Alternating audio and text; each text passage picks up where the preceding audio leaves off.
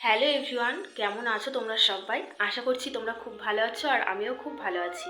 আমার নতুন ভিডিওতে তোমাদের সবাইকে অনেক অনেক স্বাগত আর অনেক অনেক ভালোবাসা। আর আজকে আমি ঘুম থেকে উঠেই তোমাদের সাথে ব্লগ করতে শুরু করে দিয়েছি।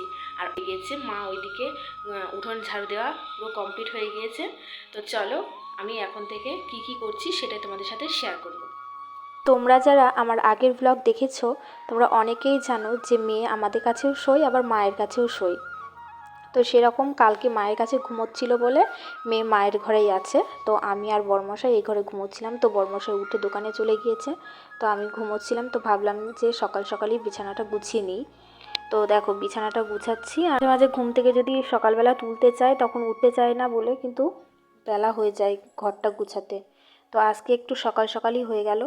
আর তারপরে চলে এসেছি এই যে সিঁড়ি ঘরগুলো ঝাড়টা দিতে, কারণ অনেক দিন দেওয়া হয়নি, তো 2-3 দিন দেওয়া হয়নি, তো প্রচুর নোংরা পড়েছে। তো তারপরে সিঁড়ি ঘরটা ঝাড়ু দিয়ে আমি চলে এসেছি আমাদের ঘরটা ঝাড়ু দিতে। আজকে একটু তাড়াতাড়ি আছে, আজকে মাঠে যেতে হবে, মাঠে প্রচুর কাজ রয়েছে। তো আমরা সবাই মিলে মাঠে যাব দোকানটা বন্ধ করে দিয়ে। দেখো তখন তো সিঁড়ি ঘরটা তো ঝাড়ু দিয়ে নিয়েছিলাম, তো তখন ফেলা হয়নি, তো এখন এই যে গোছাচ্ছি আর ফেলে দিচ্ছি।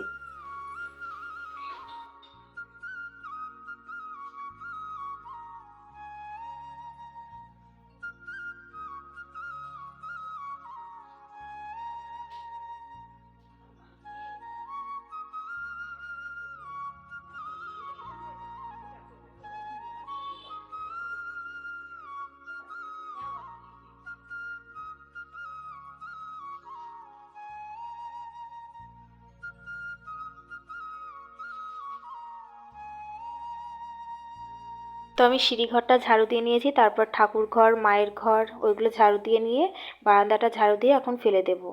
আর কালকে দিনের বেলা মানে কালকে বিকেলবেলাতে আমি মাটিটা ভিজিয়ে রেখেছিলাম যে একটা উনুন বানাবো সেই জন্য। আর এটা ছেঁকে নিয়েছি, প্রচণ্ড পরিমাণে বালি ছিল, আর ছেঁকে নিলে কিন্তু বেশ কাদাটা একটু মিহি মিহি হয়।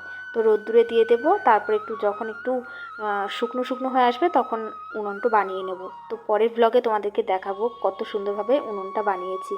তো তারপর দেখো ঘরটাও এখন মুছতে চলে এসেছি, কারণ সকাল সকাল ঘরটা মুছলে না ভালো লাগে। আর শীতের বেলা তো মানে সময়ের সাথে পারা যায় না, তো সকাল সকাল আমি কাজগুলো গুছিয়ে গাছিয়ে নিচ্ছি। এর আগের ব্লগে তোমাদেরকে দেখিয়েছিলাম যে মাঠে গিয়ে তোমাদেরকে কলাইয়ের জমি দেখিয়েছিলাম, তো সেই কলাই কাটা হয়েছে। তো সেইগুলো আজকে ঝাড়াই করা হবে, তো এক জায়গায় গুছিয়ে রাখতে যাব। তো সবাই মিলেই মাঠে যাব, আর আজকে দোকানটা বন্ধ করেই যাব। তো দেখো কথা বলতে বলতে কিন্তু আমার বারান্দা মুছে নিয়েছি, তারপরে এখন এসেছি মেয়ের কিছু জামা কাপড় কাচার জন্য। তো সার্ফে ভিজিয়ে নিয়ে তারপরে কেচে নেব।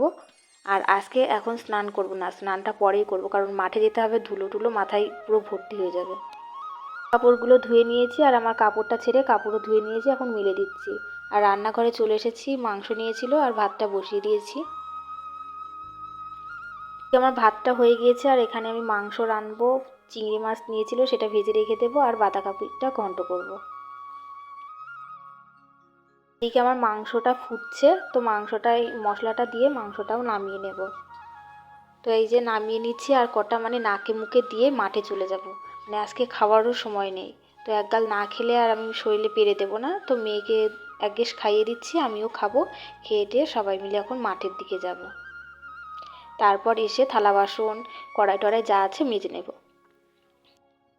তো দেখো এদিকে আমি বেরিয়ে পড়েছি, আমার মেয়েও যাচ্ছে, আর মা ওই যে পিছনে আসছে ধামা কাকে নিয়ে। আর মাঠে অনেক আগে বরমশাই চলে এসেছিল, এইদিকে তার টার ছিল সেগুলো গুছিয়ে নিয়েছে, নয়তো ট্র্যাকটা ঢুকতে পারবে না, তার বেঁধে যাবে। তো এই দেখো কলাই সব দিকে ছড়িয়ে আছে, তো এইগুলো আমি আর মা এক জায়গায় গুছিয়ে গুছিয়ে রাখবো। তো মাই বেশি করেছে, আমি একটু কমই করেছি।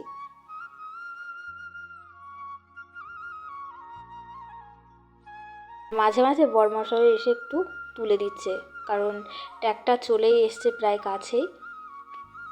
তাড়াতাড়ি না গোছালে না ট্র্যাকটা যদি একবার এসে যদি ফেরত যায় তাহলে আস্তে আস্তে অনেকটাই লেট হয়ে যাবে, আবার কালকেও আসতে পারে, তার ঠিক নেই। তো সেই জন্য মা আর আমি হুটোপাটা করেই যে কলাইগুলো সব এক জায়গায় জড়ো করে নিচ্ছি। আর দেখো মেয়ে এখানে দাঁড়িয়ে দাঁড়িয়ে রয়েছে, মেয়েকে বারবার বলছি যে এক জায়গায় বস, তো ও বসবে না, এখন সারা মাঠ ঘুরে বেড়াবে। দেখো ট্র্যাক্টরও ঢুকে পড়েছে, আর এখন কলাইগুলো ঝাড়াই করা হবে। যে এখানে গামলাটা আছে, এটা ভর্তি হয়ে গেলে বড়মশাইকে বলবো যে বস্তাটা ধরতে, আর আমি গামলাটা ধরে ঢেলে দেবো, বস্তাটা ভর্তি হয়ে যাবে। কাজগুলো পুরো কমপ্লিট হয়ে গেছে। এখন বাড়ির দিকে যাব, প্রায় 2:45 বাজে। তো এসে এই যে থালা বাসনগুলো মেজে নিয়েছি, মানে অল্প কটাই থালা বাসন ছিল, আর মেন কড়াইটাই হচ্ছে মাজা হয়েছিল না, তো ওটা মাজার জন্য ফেলে ধুয়ে চলে গিয়েছিলাম। আর মা ওইদিকে এসেই মানে উনুনটা লেপে নিয়েছে। স্নান করতে করতে অনেকটাই বেলা হয়ে গিয়েছিল, প্রায় 4টে বাজে। তো প্রচণ্ড পরিমাণে খিদে পেয়ে গিয়েছিল, মেয়েকে ওইদিকে খাইয়ে দিচ্ছি আর আমিও খেয়ে নিচ্ছি। আর গ্রামের মানুষেরা কিন্তু একসাথে সবাই তালে তাল মিলিয়ে কিন্তু কাজ করে। সকালবেলা তো সেইভাবে খেতে পারিনি, তো এখন একটু শান্তিভাবে বসে রিল্যাক্সে ভাতগুলো খাচ্ছি। কলাইয়ের যে ফলগুলো থাকে, তো তার সাথে যেরকম সবুজ হুল থাকে, সেরকম হুলে আমার পুরো হাতগুলো পুরো মানে জ্বালা করছে, চিড়ে চিড়ে গেছে, ফুটে গিয়েছে। আর এই যে সন্ধেবেলাতে এখন আমি পাতা কাটছি, আর মেয়েকে বই নিয়ে বসিয়েছিলাম, তারপরে একটু টিভি চালিয়েছিলাম। তো বন্ধুরা, ভিডিওটা আর বাড়াবো না, তোমরা তো দেখেইছো আজকে শরীরের পর প্রচণ্ড ধকল গিয়েছে।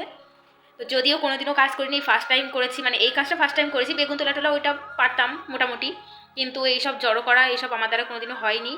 আর বিয়ের আগে কোনোদিনও করিনি, কারণ যতটুকু মানে চাষবাস করতো মাই যেত। তো এই ফার্স্ট টাইম। আর মায়েরও শরীরটা একটু খারাপ হয়ে গিয়েছে, আমারও শরীরটা খারাপ হয়ে গেছে, কারণ অনেক দিন এইসব চাষবাসটা নেই তো। আর মা যদিও ছোটো থেকে করেছে, কিন্তু আমি তো কোনোদিনও করিনি।